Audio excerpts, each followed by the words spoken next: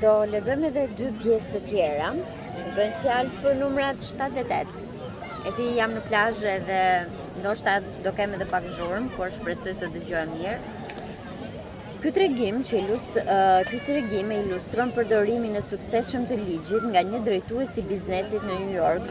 Unë në fakt jam shumë interesuar për raste të tilla, sepse më japin shumë besim që vërtet mund t'ja dalim. Domethënë, ose edhe në faktin që jo vetëm njerëzit që kanë halle probleme të vogla fare, domethënë të tipit të vogla fare, në sensin e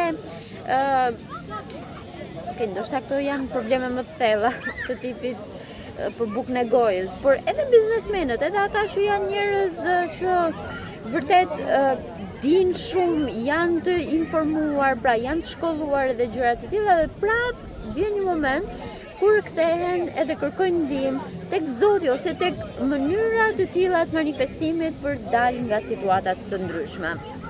Në vjeshtën e vitit 1950, dhe bëhet fjalë për shumë vite përpara, pra edhe për 80 vite përpara. Dhe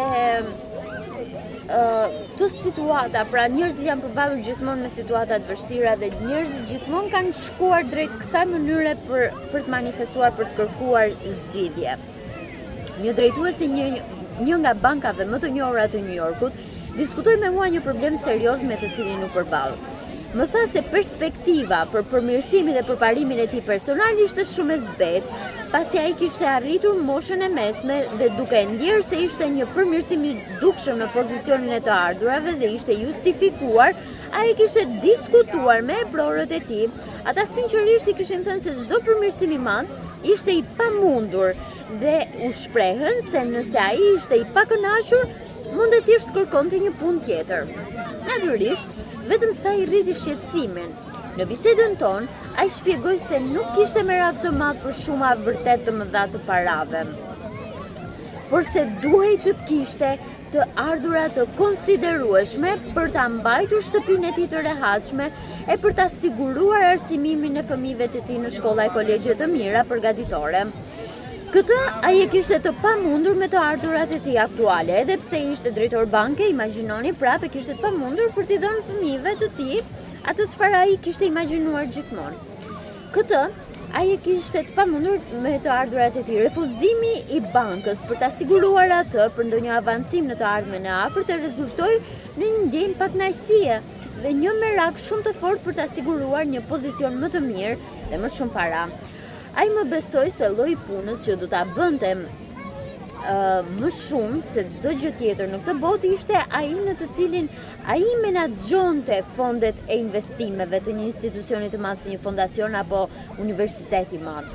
Në shpjegimin e ligjit të supozimit, unë deklarova se situata e tij aktuale ishte vetëm një manifestim i konceptit të tij për veten dhe deklarova se nëse donte të ndryshonte rrethanat në të cilën ai gjendej, mund ta bënte këtë duke ndryshuar konceptin e tij për veten, për ta sjellë të ndryshim të ndërgjegjës dhe në këtë mënyrë një ndryshim në situatën e tij kërkova që ta ndiqte këtë procedurë çdo natë pak para se të binte në gjumë. Në imagjinat, ai duhet të ndjente se po e mbyllte një prej ditëve më të rëndësishme dhe më të suksesshme të jetës së tij. Ai duhet të imagjinonte se i kishte mbyllur një marrëveshje pikërisht atë ditë duke u bashkuar me llojin e organizatës me të cilin ai dëshironte të ishte dhe në cilësinë që ai donte. Pra, jo vetëm se dëshironte të ishte në këtë organizatë, por edhe feedbacku, pra ajo çfarë merr mbrapsht nga kjo organizatë, pra tashmë e kishte. I sugjerova se nëse do të arrinte të përmbushte plotësisht mendjen në këtë ndjesi, do ta përjetonte një ndjenjë lehtësimi të caktuar. Në këtë disponim të shqetësimit dhe pakënaqësia e tij do t'i përkisnin të shkuarës. Në këtë mënyrë, pra, e kishte harruar se çfarë ishte aktualisht. Ai do të ndjente kënaqësinë që vjen me përmbushjen e dëshirës, e asaj gjë që kishte merak. Përfundova duke i siguruar atë se nëse do ta bënte këtë me besnikëri, në mënyrë të pashmangshme, do ta merrte llojin e pozicionit të punës që donte. Kjo ishte java e parë e dhjetorit, natë pas nate, pa përjashtim ai e ndoqi këtë procedurë. Në fillim të shkurtit, një drejtori i një prej këtyre fondacioneve më të pasura në botë e pyeti këtë ekzekutiv nëse do t'ishte interesuar t'i bashkoj fondacionit për një kapacitet ekzekutiv që i trajton investimet. Imagjinojeni pak. Sigurisht, do thuash ti në rreth të tillë që njerëzit qëndronte, por edhe ai e ka kërkuar thellësisht ndryshimin. Pas një diskutimi të shkurtër, ai pranoi sot me të ardhurat thelbësisht më të larta dhe me sigurinë e përparimit të qëndrueshëm, ky njeri është në një pozitë shumë më të lartë se çfarë kishte shpresuar. Ndonjëherë, domethënë, është mirë të dish, është mirë të kesh, por është mirë edhe të dish. Për shembull, ky ka pasur, kishte lek, kishte mjaftueshëm lek, por thjesht nuk kishte aq mjaftueshëm sa ky donte të kishte. Çfarë ndodhi? U drejtua te dikush për një këshill, për këshilla, pra thjesht mori këshill nga dikush. E ndonjëherë është vërtet shumë mirë të dish, më shumë mirë edhe se të kesh. Dhe ky ka qenë momenti, domethënë, kur ndonjëherë njerëzit vërtet duan shumë ta ndryshojnë situatën e tyre, ashtu siç ua kam thënë me qindra herë kam qenë unë një njeri që doja ta ndryshoja situatën time, por thjesht isha kaq e mbytur në mendimet që kisha më përpara sa mendoja se unë nuk mundem ta ndryshoj jetën time duke bërë më shumë punë. Mendoja se mundesha, doja vërtet të ndryshoja jetën time thjesht duke bërë gjëra të njëjta. Dhe vërtet ashtu nisi. Thjesht kam ndryshuar jetën time duke menduar gjërat ndryshe. Edhe vërtet ky ishte pika e kthesës. Jam dakord. Pastaj me momentin kur unë vërtet e ndryshova mënyrën time të menduarit, më erdhi mundësitë, nuk kam punuar më shumë. Kjo është e vërtet. Por momenti i parë ishte thjesht sepse unë nuk dija. Edhe unë vetëm këtë kërkova, më shumë njohuri, pra të dish. Edhe unë e di vërtet që unë në fillim nuk dija dhe prandaj kam kaluar në këtë pikë. Pika numër 8, edhe jemi në fund me këtë raste të mrekullueshme. Burri dhe gruaja e tij në këtë tregim e kanë ndjekur leksionet e mia për disa vite. Është një ilustrim interesant i përdorimit të ndërgjegjshëm të këtij ligji nga dy persona që përqendrohen në të njëjtin objektiv në të njëjtën kohë. Ky burrë e kjo grua ishin një çift i jashtëzakonshëm dhe të përkushtuar. Jeta e tyre ishte plotësisht e lumtur dhe krejtësisht e lirë nga çdo problem apo zhgënjim. Imagjinojeni pak se sa të lumtur pas kanë qenë këta njerëz. Prej disa kohësh ata kishin planifikuar të transferoheshin në një apartament edhe më të madh nga ai që kishin. Sa më shumë që mendonin për këtë, aq më shumë kuptonin se ajo që kishin më për zemër ishte një penthouse, pra një shtëpi shumë e madhe. Një penthouse i bukur. Duke diskutuar së bashku, burri shpjegoi se ai donte me një dritare të madhe që shikonte nga një pamje mrekullueshme. Gruaja tha se donte një që dëshironte që nga njëra anë e mureve të pasqyrohej nga lart poshtë. Të dy donin të kishin një xhak me dru dhe kishin një kërkesë të domosdoshme që apartamenti të ishte në qytetin e New Yorkut, sepse ndoshta aty jetonin. Pra mund kishin punën, mund kishin jetën në këtë sens.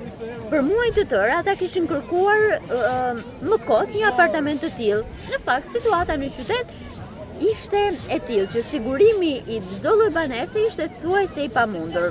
Ata ishin aq të pakta sa jo vetëm që kishte lista e pritjes në to, por përfshiheshin të gjitha llojet e ofertave speciale duke i përfshirë parimet, blerjet e mobiljeve edhe gjitha. Apartamentet e reja jepeshin me qira shumë kohë përpara se të përfundonin. Shumë prej tyre ishin marrë me qira nga projektues dhe ndërtues. Bëhet fjalë për New Yorkun e viteve kur ishte në lulëzimin e tij. Jo se New Yorku i ka përfunduar lulëzimi tani. Gjithmonë në lulëzim është ai qytet, por thjesht ka qenë në kohën kur vërtet njerëzit kanë qenë duke e mbipopulluar, ka qenë nisja e mbipopullimit. Apartamentet e reja jepeshin me qira shumë kohë para se të përfundonin, shumë prej tyre kishin marrë me qira disa projekte të ndërtesës. Në fillim të pranverës, pas disa muajsh kërkimesh të pafrytshme, ata më në fund gjetën atë që e konsideruan seriozisht.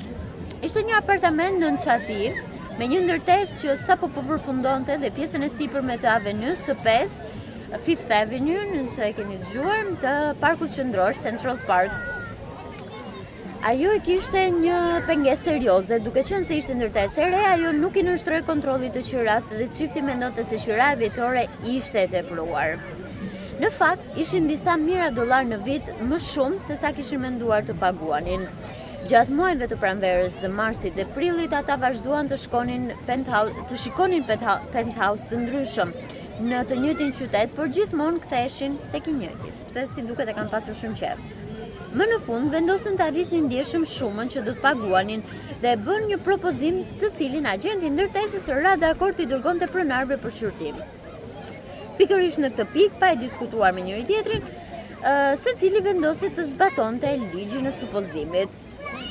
Vetëm më vonë secili mësoi se çfarë kishte bërë tjetri. Natë pas nate të dy zinte gjumi me imagjinatën në banesën që po e mendonin. Një shoqi i shtrirë me sy mbyllur do t'imagjinonte se i dritarët e dhomës së tij ishin me pamje nga parku.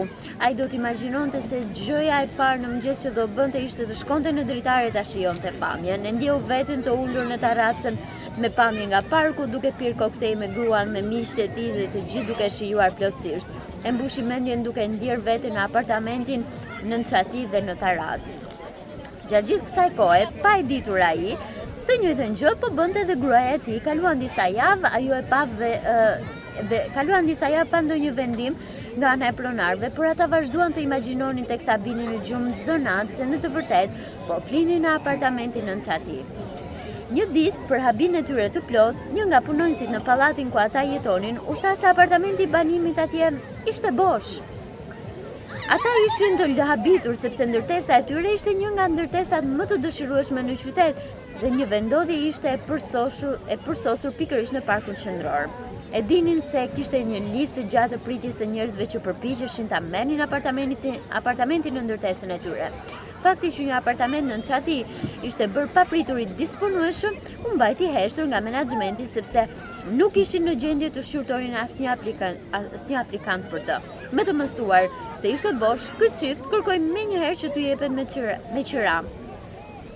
Vetëm për të marrë përgjigje se kjo ishte e pamundur. Fakti ishte se jo vetëm që kishte disa njerëz në listën e pritjes për një apartament në çati në ndërtesë, por në fakt ishte i premtuar tek një familje. Pavarësisht kësaj, çifti pati një sër takimesh me drejtuesin në përfundim të cilave banesa ishte e tyre.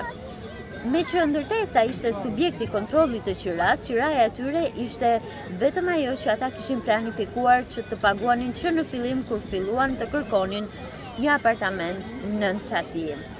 Vendodhja e vet apartamentit dhe terraca e madhe që rrethonte në jug, perëndim dhe veri ishte përtej të gjitha pritshmërive të tyre. Dhe në dhomën e ndenjes nga njëra anë është një dritare gjigande 5 metra, me 3 metra një pamje të mrekullueshme të parkut qendror. Njëri mur ishte i pasqyruar nga dyshemeja në tavan dhe ka një xhak me djegje druri. Kanë gjetur fiks atë çfarë ata kanë imagjinuar gjatë gjithë kohës dhe nuk ishte nevoja fare as të prisnin atë tjetrin që të ndante mendjen sepse e gjetën pikërisht në apartament në pallatin ku ata jetonin prej kohësh. Ndonjëherë gjërat vinë në mënyrë të mrekullueshme. Kjo është pak poshtë e sigurt.